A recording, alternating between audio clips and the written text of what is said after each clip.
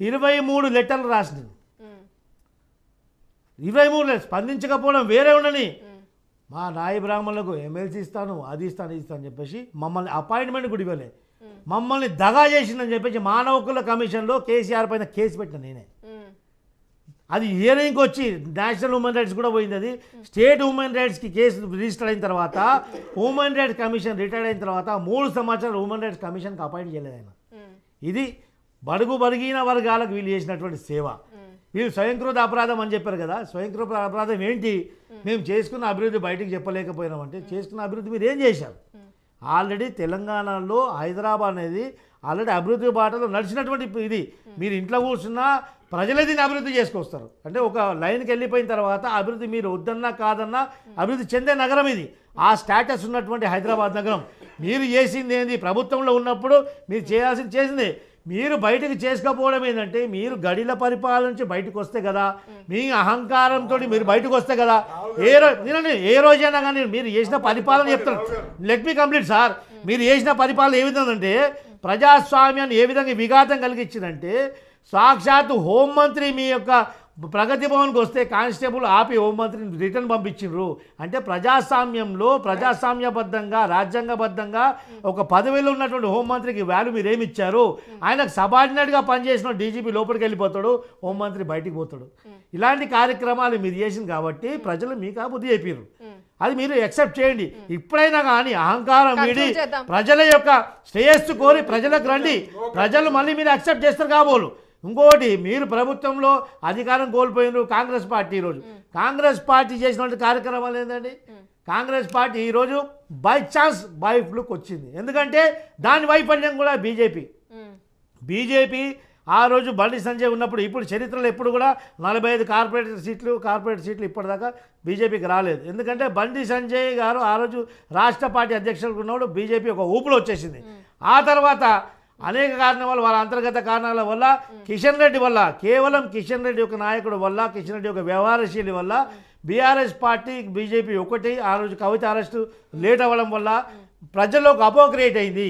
అరే BRS BJP ఒకటేనామని చెప్పేసి అది బీజేపీకి వచ్చేటువంటి విజయం బై ఫ్లూక్ కాంగ్రెస్కి పోయింది. బై ఛాన్స్ ముఖ్యమంత్రి రేవంత్ రెడ్డి తప్ప కాంగ్రెస్ పార్టీకి అంత సత్తా లేదు. అదే 2 నెలల ముందు జరిగినటువంటి బై ఎలక్షన్లో డిపాజిట్ కూడా రాలేదు. అది కాంగ్రెస్ పార్టీ యొక్క స్ట్రెంత్. ఈరోజు కూడా చూడండి, కాంగ్రెస్ పార్టీ వచ్చిన తర్వాత ఇప్పుడు గత 5 సంవత్సరం కాలం వాళ్ళ పరిపాలన చూసిన తర్వాత ఈరోజు స్థానిక సంస్థల ఎన్నికల్లో కాంగ్రెస్ పార్టీకి ఒక్క సీటు కూడా రాదు. ఏ ఎన్నికలని చెప్పేసి ఈరోజు మళ్ళీ తెలంగాణలో బీఆర్ఎస్కి ఏ విధంగా ఉందో, బీఆర్ఎస్కి ఉన్నటువంటి వ్యాక్యూమ్ ఉందా లేదా అనేది వాళ్ళు ప్రజల్లో చేసినటువంటి తప్పులు చేసుకొని ఒక నిమిషం బీఆర్ఎస్ పార్టీ ఒక నిమిషం అన్న లెట్ మీ కంప్లీట్. నేను కంక్లూడ్ చేస్తున్నా. బీఆర్ఎస్ పార్టీ తన తప్పు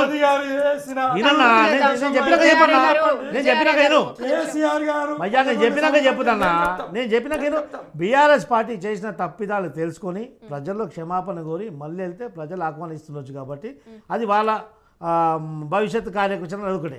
ఇప్పుడు కాంగ్రెస్ చేస్తున్నటువంటి ప్రజా పరిపాలన కాదు, ప్రజా వ్యతిరేక పరిపాలన అని చెప్పేసి ప్రజలకు తెలుసుకున్నారు. కాబట్టి ఖచ్చితంగా మా యొక్క కమిట్మెంట్, తెలుగుదేశం పార్టీ కమిట్మెంట్ తెలంగాణకు ఉంది. బీజేపీ సహకారంతో, జనసేన అండతో, జనసేన సహకారంతో ఖచ్చితంగా తెలుగుదేశం పార్టీ కూడా ఈ యొక్క కూటమి పార్టీలన్నీ కూడా కలిసి మళ్ళీ తెలంగాణలో అధికారం కైవసం చేసుకునే దిశగా మా యొక్క అడుగులు ఉంటాయని చెప్పేసి ఈ సందర్భంగా మనం చేస్తాం. సాయి కిరణ్ గారు, ఇక్కడ ఒక్క విషయం, ఖచ్చితంగా వారిద్దరూ కలిసి వస్తే బీజేపీ పార్టీ బలం పుంజుకుంటుందా?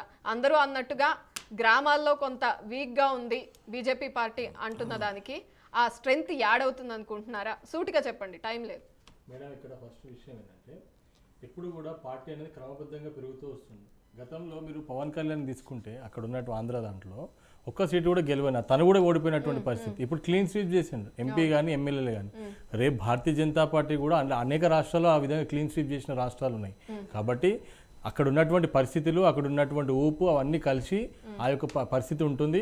నేను ఇప్పుడు చెప్తున్నాను మేడం, నాకు నిన్న విషయము అధికారుల ద్వారా తెలిసిన విషయం ఏంటంటే కాంగ్రెస్ పార్టీ కూడా ఈ యొక్క నగరాన్ని 4 ముక్కలుగా చేసి 250 సీట్లు చేద్దాము, ఏది కార్పొరేటర్ సీట్లనని ఒక ప్రణాళిక చేస్తుంది. చేస్తూ ఏమైందంటే ఒక రిపోర్ట్ వచ్చిందంట ఈ మధ్యలో. ఏమని వచ్చింది, మనము ముక్కలు చేస్తే ఇక్కడ మైనార్టీస్ కూడా దెబ్బతింటారు. ఇప్పుడు పూర్తిగా భారతీయ జనతా పార్టీ నగరంలో చాలా పాకుపోయింది. రేపు 100% 250 సీట్లు వేసి 254 మేర ఆడగొట్టే పరిస్థితి ఉంది. మనం ఎలా ఉందో అలాగే పోదామనే పరిస్థితికి ఈరోజు కాంగ్రెస్ పార్టీ వచ్చిందంటే అర్థం చేసుకోవాల్సిన పరిస్థితి ఉంది. అంటే ఈరోజు తెలంగాణలో సికింద్రాబాద్ కానీ మల్కాజ్గిరి కానీ ఈరోజు కొట్టింది ఎవరు? మన భారతీయ జనతా పార్టీ. ఇటు రంగారెడ్డి డిస్ట్రిక్ట్ కొట్టింది ఎవరు? భారతీయ జనతా పార్టీ. అంటే ఈ సిటీ నగరం చుట్టుపక్కల పూర్తిగా ఎంపీ సీట్లు కొట్టింది భారతీయ జనతా పార్టీ. 100% ఇది గ్రామ స్థాయి కూడా వెళ్తుంది. రేపు వచ్చే ఎన్నికల్లో కూడా భారతీయ జనతా పార్టీ ఎలాంటి పోటీ లేకుండా కూడా గెలిచే పరిస్థితి 100% తెచ్చుకుంది. అది ఎంపీ సీట్లో చూపించి ఒకటే విషయం మేడం, 2 విషయాలు చెప్పి నేను క్లోజ్ చేస్తాను. అన్న విజయాన్ని ఇంతకుముందు చెప్పారు. ఏం చేసిరు బీసీల గురించి అంటే, భారతీయ జనతా పార్టీ ఈ యొక్క కేంద్రం ఏర్పడినాక క్యాబినెట్లో 27 మంది మంత్రులను చేసింది.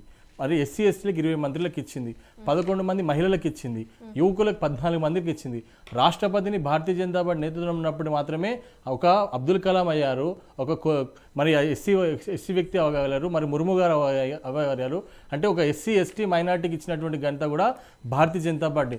నేను చెప్తా ఉన్నాను, ఈరోజు కిషన్ రెడ్డి గారి గురించి అన్నగారు ఇప్పటిదాకా వ్యాఖ్యానించారు. కిషన్ రెడ్డి గారి నేతృత్వంలోనే ఈరోజు 8 ఎంపీ సీట్లు కొట్టాం. కిషన్ రెడ్డి గారు ఎంపీ నేతృత్వం